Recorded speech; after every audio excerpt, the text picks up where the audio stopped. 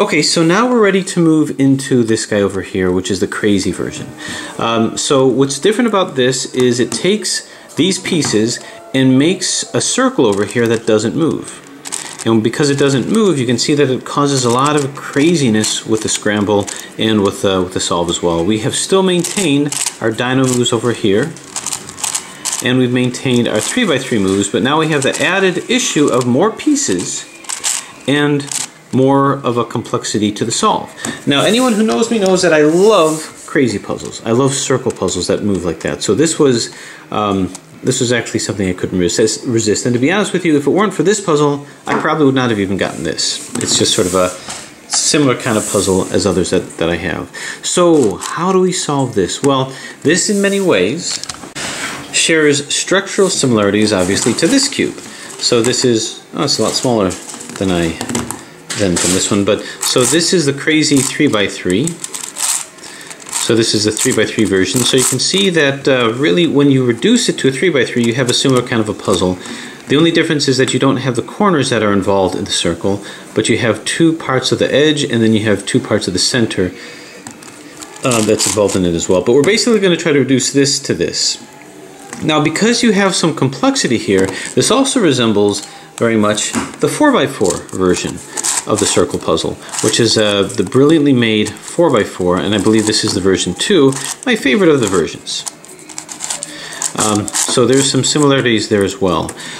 Now, there's something to realize with any circle puzzle. The way that I look at a circle puzzle is circle puzzles are actually puzzles inside of puzzles. And the archetypic example of this is Karl Hoff's absolutely brilliant real 5x5. So at its surface it looks like a circle puzzle, it looks like a double circle puzzle, and that's what it is, it's a double circle puzzle. But the name of this puzzle is the real 5x5, and the reason why it's called the real 5x5, which is really just a work of art if I ever saw one.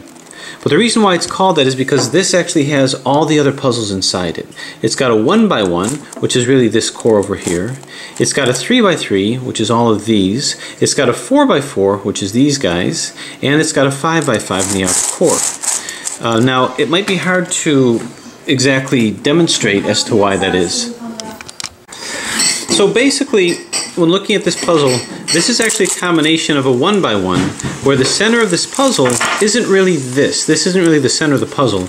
But if you look at this side over here, this side here, the center of the side is not here. The center is actually here, here, here, and here. It's like a four-colored center. So that's actually one way of looking at it. So too with this, with a 4x4, this isn't the center of the 4x4, this is actually a 2x2. And this is solved exactly like a 2x2. And after you solve the 2x2, you then solve the surrounding 4x4. So in many ways, this is like a real 4x4, where these pieces here are the centers, and they're not really edges. Something else to bear in mind is that this piece and this piece are really connected. They're considered the same piece. They never separate from each other, unless it's a planetary version where one center is stationary while the others turn, but that's not what this is. So what all this means in terms of solving this puzzle is think of it as a puzzle within a puzzle, where this center part is its own puzzle to solve, and that these guys over here is a surrounding puzzle on top of that, where this movement over here, this side, these are the centers of this side, not this. Just like these are the centers of this side. I expanded a little bit more on this when I did the real 5x5, where that concept really was living large. So it was kind of necessary to solve that. So really this edge is solved the same way as these edges. They're reduced the same way. But these centers here are much like these centers, and they're reduced very similarly. And these here are nothing like these. They look like it, but it's really a different kind of a puzzle. So whether that makes sense or not, that will sort of be useful in solving this. But bear something in mind, this piece and this piece are the same piece. They never separate. I do this, they're still associated with each other. I do this, they're still associated. I move this, and these are still associated. So no matter what movements I make, these are the same piece. This is the same, these two are the same, these two are the same. Okay. So we still have maintained the ability to do these dyno moves as well, which lends a degree of complexity to it. Now when if I want to do a 3 cycle, let's say this piece I wanted to say move over here, I'm going to 3 cycle this to here, this to here, and these to here. And that could be done by simply moving this across here twice, so I can do the dyno move. Actually, we should do a dyno piece here. So I'll take these, move this here, then if I move it up, move it back, move it down, then this piece went to here, these two pieces, which is the green and yellow, went here, and these 2 pieces, which is the red and yellow, went here. So it looks like I moved a whole bunch of center edge pieces, but I didn't, really just 3. Okay, so that's one algorithm to use. So let's go ahead and scramble this up and see if we can use some of those concepts on these different sides to solve it. So the first thing to do is just scramble, do some dyno moves here. In order to scramble this and continue doing dyno moves, we have to move it twice. Yeah, we have to go 1, 2. So you can see we can still do dyno moves 1, 2, 1, 2, 1, 2, and now we can do further dyno moves. Like so, 1, 2. Now bear in mind something too, these pieces here, they never really scramble, they just rotate. They're like the centers or the tips of a pyraminx. So I'm not really scrambling. These 3 pieces here, they're also the same piece. They never separate out from each other, no matter what I do. So they move right with each other, but nothing separates them out. So you have some equivalencies of pieces. These 2 pieces are the same, and these 3 pieces are always joined. Someday, if they come out with a planetary version of this, which would be pretty challenging, then it won't be like that. Then it's going to be every piece for themselves. So we'll continue doing this kind of scramble. And what I'm doing is I'm trying to separate out all of the edges and all of the centers. Whoops. Yeah, that works. Never mind. Okay, so I think we've got it pretty good. I think we've separated all the center pieces, all the edge pieces. So all these edges are reduced or are scrambled, all of these pieces are scrambled, so I think we're good. So now what we can do is go the next step for getting our dyno moves and just do 3x3 moves. So now it's just like a 3x3 circle cube. Very smooth moving puzzle, very, very well done, very playable. So in terms of circle puzzles, in terms of any kind, it's actually very smooth moving. Very portable too. Okay, so there it is, a scrambled and somewhat scary looking unicorn cube. Okay, so where do we begin with this? Well, the first thing that we have to do is we want to start reducing the centers. That's really my first goal. And the way that we're going to do that is we have to get it into the position where it's in dyno position. So we have to get all of our dyno moves. Okay. It looks like I didn't do such a great scramble of it, but I think it'll make the point. So what I'm going to do is I'll start off with the green side, and I have to start lining up these edge pieces here, which are actually center pieces, but these inner edges, I'll call them inner edges, with the line over here. So you can see this is lined up okay. So it doesn't matter which color I use. So this is lined up okay over here. This is not lined up, so now it's lined up, and this is lined up. So you can see this whole center piece is lined up where it needs to be. What I also need to do is line up this. Now these centers never rotate, they're exactly where they should be. So I have to line this one up. So this is lined up over here, this is lined up over here. Once one is lined up, the rest should be lined up as well, so that's okay. And at the bottom, just move these into position to where all these are lined up in the center. So that's not going to be too hard because there's a limitation to the scramble. Now I got to get the edges in. So to get the edges in, what I'm going to want to do is move things into proper position. Obviously this is wrong, so I have to move the correct one in. And I can just kind of move these things around to find that this is good, this isn't good over here. Actually this is all good. So all these outer edges all kind of line up. You can see that these outer edges, this lines up over here. Whoop, actually this doesn't line up, so I'll have to move another one. into the space. I like where this is, and this is. I got to move another one into this space. So I'm just going to move it down to the bottom, find one that works, like this, and move it up to the top. So I can see that I'm sort of in a good dyno position here. And interestingly enough, when you do that, it's just going to kind of work out here because there's like a reciprocity. So these are all okay.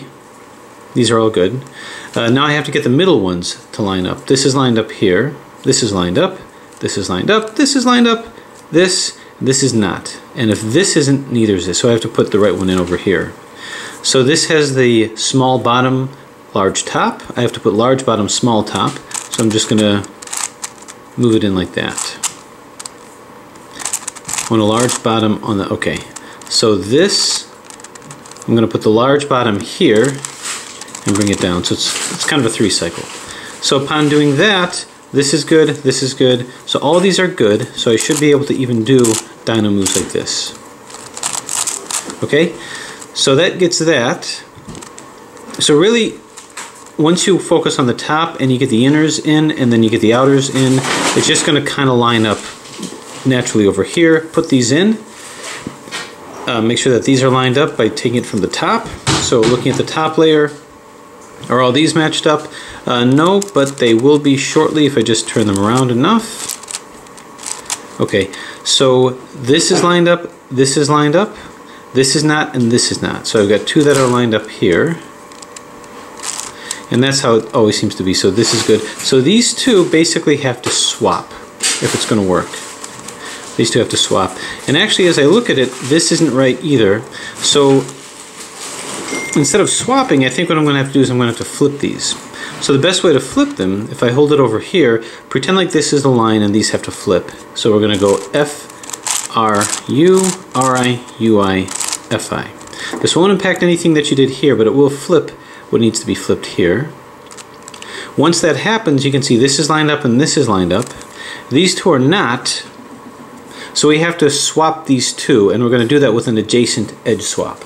So think of this as a quasi-semi-solve. You're just lining up these edges. You're making sure that these are in the right position, and you did that just by positioning.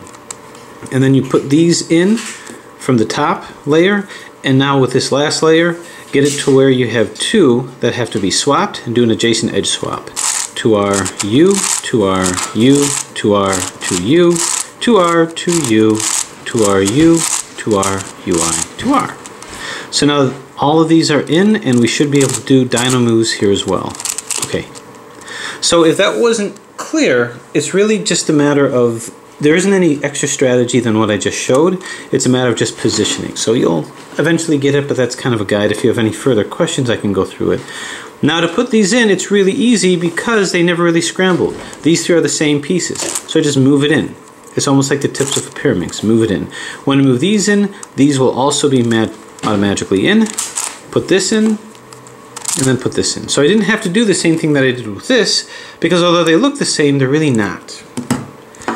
Okay, so these are now reduced, and that was pretty easy. So this next part is the hardest, but also the most fun part of the solve, and that's getting these guys in. So I'm going to start with the green, but I want you to realize what I was saying about the fact that these are like centers. These 2 are the same pieces. So see how this is in, these 2 are where they need to be, so are these 2, that's good. And this is not where it's supposed to be. So this is almost all done. So I go through this entire side here, because I'm looking at this as one side and these as the centers of that side. Now something else to realize, just as a case in point, see if I can find an example.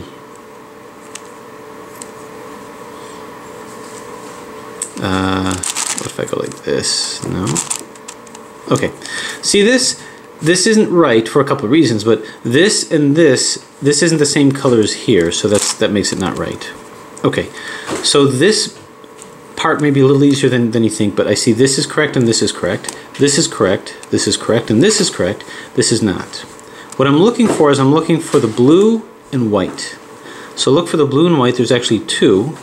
So let's see, blue and white, right here. Here's a blue and a white. Now, is this the correct, see if there's another one, is this the correct blue and white that belongs up here? So this is in this dyno layer, but I can go 1, 2, and move it to this dyno layer, and if I move it here, I can see that it is correct. However, how do I move it in without moving this out? So here's what we're going to do. I showed you a little bit of an algorithm where I can move it into here, do a turn, and move it back. When I do that, it'll move this to where it needs to be over here, and then it'll move another one. So there's nothing else here that's really in. This isn't in, this isn't in, and this isn't in. So what I want to do is I want to take this blue and white, and I want to move it up to here. So I'm going to position this in this position because it's in the same line. So we're going to simply move this blue and white up, 1, 2, so it's in. Then we're going to move it down, and then move this back. And what that did is that put this blue and white in, and it didn't mess anything else up. So this is in, so this whole side is now in. So we're good. Okay, so this is like the centers of a supercube that has been solved. That's like, well, those centers. The next thing that I'm going to do is when I put in the centers of a supercube, I go upside down. This is the layer opposite this. It looks like in the same face, but it's really not.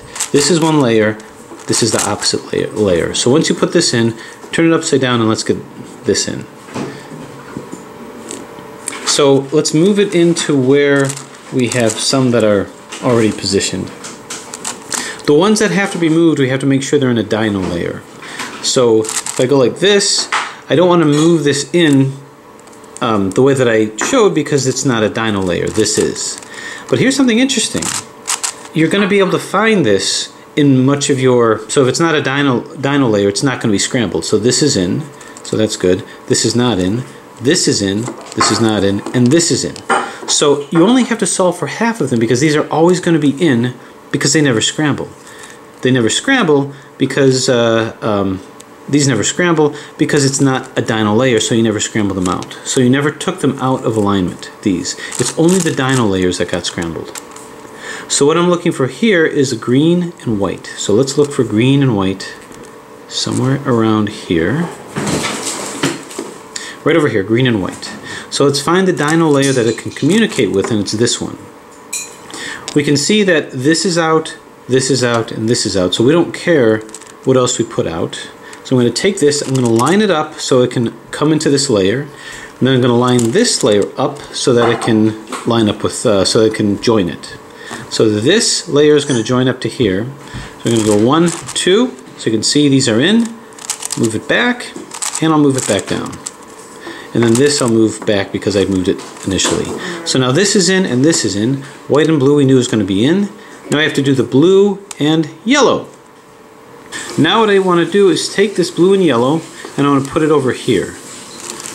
Now this is not in, so this is going to participate in my 3 cycle. So I'm going to move this over here to put this in line. And I'm going to go 1, 2 to bring my blue and yellow in. And then the one that I don't want to participate, I'm going to move it in its place and go 1, 2 to move that down. Move this back in. And you can see this is now in, and I accidentally put this one in too, which is okay. So this is in, this is in, this is in, and just like that, we've got this layer solved too. So this layer is solved in terms of the centers, and this layer is solved. So now let's just go to another layer. How about this? This may already be solved. So this is actually not in, even though this is the right, this is green, it's not the right green because this has to be green and red. But this is in, this is in, this is in. We need red and green. So where is red and green? Red and green is right over, right over, right over. Red and green. Am I passing it 100 times? Red and green. I probably passed it 100 times. Well, here's a red and green, but this belongs here. It's aligned. I need to find the other red and green. Right here. So it's right over here. So I need to get this to here. So this is the side that is going to move this dyno layer to this dyno layer. Now, this is out, this is in, and this is out. So I can sacrifice this. I can use this in the 3 cycle. So let's move this green and red in a way that it can move like this. And now we're going to put it into this position here. So we're going to angle this so it'll line up with where we want it to be. So this green and yellow, this over here. So this is going to line up here. And the one that's not in is going to be this yellow and orange. So I'm going to turn this yellow and orange to substitute for this where the green and red is going to go. So I'm going to take the green and red, 1, 2, I move this into position. Now I'm going to put this yellow and orange and substitute that position. I have to turn it correctly. So yellow and orange, or orange and yellow rather, and I go 1, 2. So then we move this back, and we move this back. So now we see this is in, and now all of this layer is in. So this layer is in, this layer is in, and this layer is in. So let's go to here and see what we've got. Okay, this is in red and blue. Let's find red and blue right over here. So red and blue, this is in, this is not in. So this is going to participate in our 3 cycle as we move the red and blue here. So let's take this red and blue and let's turn this. Let's do a dyno turn so it can overlap with this. So we're going to go, and remember we're going to exchange it with this piece here. We go 1, 2. And we remember here, 1, 2, exchange it with this piece here, so this is going to come to here, 1, 2, and this is going to come back. And I will simply turn this back over here, and now we can see that, yeah, okay, that this is in. Okay, so now this is in, this is in, this, now we need the orange and green. Orange and green right over here. Orange and green. This is in, this is not in, this is in, and this is in. So we can't 3 cycle any of these. How about over here? This is not in, this is in, and this is in. So I don't have any that I can 3 cycle on any of these sides. I just need to swap these 2. What that means is I've got to put something else in this layer that can participate in the 3 cycle. Can I put something in this slot? Well, everything is in over here. Yeah, look at the door. It's really crowded. Can I put something else in this slot to do the 3 cycle? Yeah, let me see. So, well, actually I see these here. I'm going to just move this in. Okay, so here's my dilemma. This orange and green is here, but I have to find other things in this layer to 3 cycle. Everything is in but these 2, and everything is in but these 2. So that basically means I got to put something else in these layers that are not in. Anything from this layer? No. How about here? Anything from this layer? And no. So now I probably just have one that's not in yet, and that's this. Oh, you still have breakfast? Yeah, so now this isn't in, this isn't in, and this isn't in. So I have to somehow pair this with another dyno layer. And I'm going to pair it with what? I'm going to pair it with this. So here's what I'm going to do. These 2 that are not in, it's really one piece, I'm going to move it like this. By doing that, I just have to remember to move it back. I'm now going to take these 2 and I'm going to put it into this layer so that I have 1, 2 that are not in. So 1, 2, bang. So this is not in and this is not in. I just have to remember to move it back. Now that I've done that, I can do my 3 cycle. This white and red is going to go probably where this is supposed to be. So I'm going to move this in like so it can participate in a good old-fashioned 3 cycle. And I want this to go where the white and red is supposed to be, which is going to be here. So I'm going to move this to here, and it's going to 3 cycle with this. So move this to here. I'm going to go 1, 2, turn, 1, 2, and then turn this back. Okay, after having done that, I'm now going to move this back in here, and you can see these are all done, but now I have to get back what I took out. And hopefully I didn't lose track of anything. But if I move this to here, This red and yellow belongs here. This red and green actually belongs here. Oh, okay, yeah. So I'm just deconstructing this goes back here to its original place, and now this comes back to here. So voila, it's all done. So basically I reduced all of these. It's a little complicated, and I know it's a little difficult to visualize, but basically I was taking these pieces and I was orchestrating 3 cycles from one dyno place to another dyno place, where 2 pieces like these 2 will be pulled into here and then substituted for another pair and then brought back. So if there's any further questions on that or clarifications, let me know, but basically you're 3 cycling these pieces and pretending like they're from different layers. Once you do that, now we just reduce these guys. Now that you have these reduced, it doesn't matter what I do. It doesn't matter any of these moves. They're not going to scramble. They're just going to be placed. You've now caused just rotational scrambling, but that's really it. Just like these guys. And now this is done the same way we did with the unicorn cube. So we're going to start off, say, over here. You can see this can come to here, right? And if I blast this out, I want to substitute it, when I move this here, substitute it with one that has a small blue and orange. So where's a small blue and orange? It's actually right here. So in reality, when I move this here, this is in and this is in.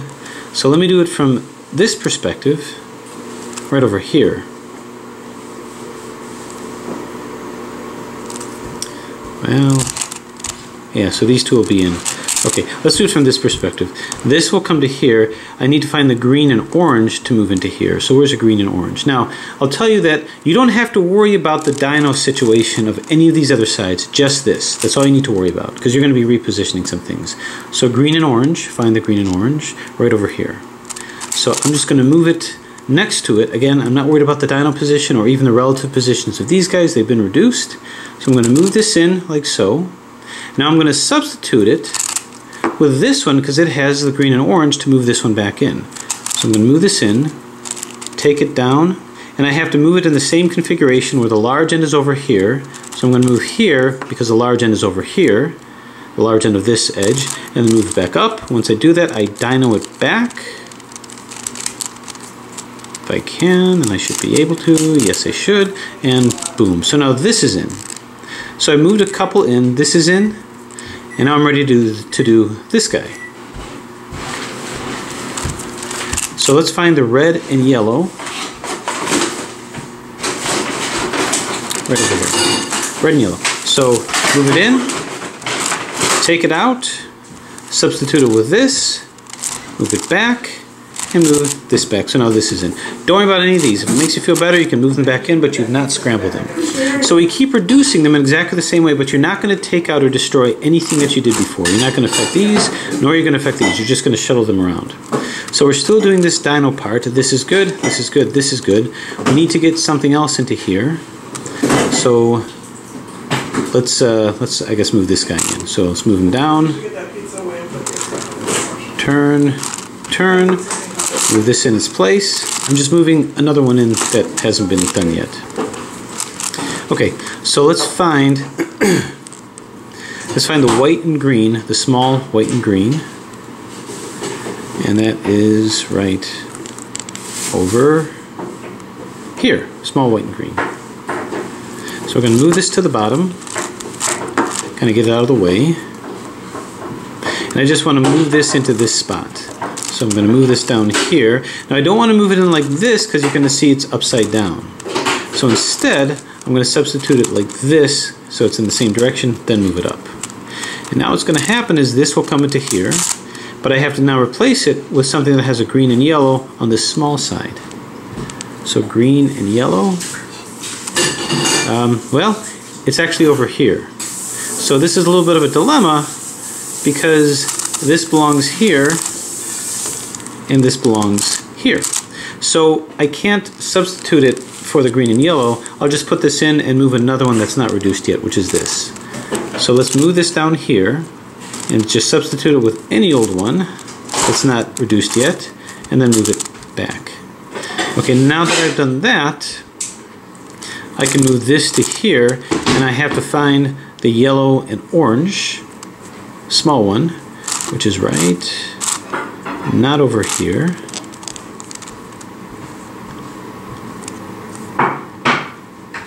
right over here. So let's get it out of the way. Okay, so move it down,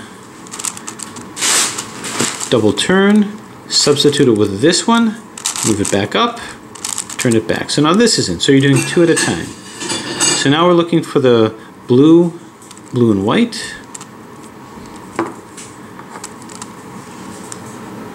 blue and white, right over here. Again, I don't care about the dino situation with the rest. Blue and white is right here. So, whoop. Oh, yeah, so we're gonna just substitute it. Move this down, put this so that it's in the same position, move it up. Okay, this will come down here, but I have to, you guessed it, find the red and green, which is here, move it to the bottom, move this down, double turn, move this in so it's in the same configuration, large on the right, small on the left, move it up, bring it up, and now I've reduced this. And this got reduced too. So I think we're cruising. And that might have done it. So actually it appears that that one fell swoop just reduced the rest of the puzzle. So now we have all the centers reduced, the central edges reduced, and now we have the outer edges reduced. So what we have is we have basically this puzzle. And in many ways it's kind of easier because you're not going to get any parodies at this point, since the inner part kind of coordinated the puzzle. So at this point, to solve this is just like solving a supercube. So you see this over here. Well, let's move the green one down. To move this into the position here, where it's lined up with the red one appropriately, move it to the side. Bring this green center down. Move this in so that it's lined up with the green center, and then you move this up. So now you see these two are in. This is not where it should be. Let's move it down. Okay, this has to go by the yellow, but you got to move the green center down first. So move the green center down, align this with the green center, move it up, and this will automatically go in with the yellow. Okay, let's do this guy. Move it to the side, move the green center down, line this with the green center, then this will come up to meet this over here. And finally, same thing here, move this green down, line it up, bring it up. So you have the cross and you can see everything is fine. Corners are done as easily as you suspected they would be. Just do it the same way you do with a 3x3. Same thing with this. Move this in. And some more green corners, red and white over here. It's an incredibly smooth moving puzzle, so highly recommend it. And turn. Okay, so our first layer is done. We do the second layer, no different than any 3x3. UR, UIRI, UIFI, UF. So that's in, and you don't have to worry about the configuration of the center because that's fixed, so it doesn't change. This will come down to here. The only supercube aspect is making sure you move these down when you're bringing the edges back up. We just have this one. Turn, turn, and you're getting into the home stretch. There's no real tricks toward the last layer. Well, not exactly. And down. Okay, so this is all in. To get this in, what you're looking for is these are upside down. This is right side up. Do your typical F, R, U, R, I, U, I, F, I. So now these are all rotated up. Looks like, don't worry about these. It looks like we have a situation of just edge swaps, but I don't think we're there yet. What I want to do is I want to line these up. If you don't see any that are lined up, just do a random SUNY until you see an outer and inner edge that's lined up. R, U, R, I, U, R, 2U, R, I. I see one over here. That's good. The rest are not. That's expected. So now hold this in front of you and do another SUNY until all of these match their inner edges. R, U, R, I, U, R, 2U, R, I. Once they do, they're automatically going to line up. And now the corners, find any corner that's in. If none are in, you just do a random U, R, U, I, L, I, U, R, I, U, I, L. This one is where it needs to be, so do the algorithm again. And turn. The rest are where they need to be. They're just all rotated wrong. So that's R-I-D-I-R-D, R-I-D-I-R-D, R-I-D-I-R-D, R-I-D-I-R-D. Now you saw with the previous normal unicorn cube, there's a possibility of false equivalency which created the parity, the corner parity. You're not going to get that in this case because there's restrictions in the scramble. So I'm not worried at all that that'll happen. So this final R-I-D-I-R-D should leave me with a solved crazy unicorn puzzle. So a very worthy puzzle if you wanted to get some practice with the straight unicorn cube. That could sort of get you used to the motions. Otherwise, it's a good standalone puzzle and very well moving and right up my alley. So I highly recommend it. If anybody has any requests to maybe go over this one, let me know and I'm happy to do that. A couple of tricks to this. You do get something of a parity that can happen with this as well. Otherwise, thanks for watching.